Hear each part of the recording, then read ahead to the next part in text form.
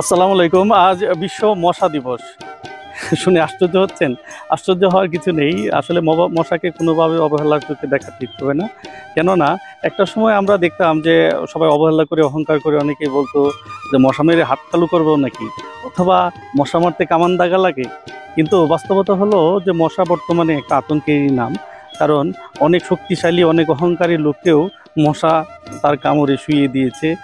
মশাকে কোনোভাবে অবহেলা করা উচিত হবে না, কারণ মশা কামড়ে ডেঙ্গুবাহিত মশার কামড়ে ডেঙ্গু জ্বর, চিকুনগুনিয়া জ্বর সহ যে প্রবলেমগুলো মানুষের প্রায় অর্থনৈতিক ক্ষতি করে, নিজের জীবনকে বিষিয়ে তোলে, অনেকাংশে প্রাণহানির ঘটনা ঘটে।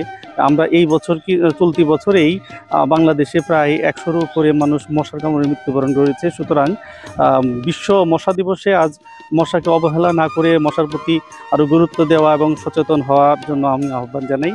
ভালো থাকবেন, সাবধানে থাকবেন, সাবধানের মাইর নেই।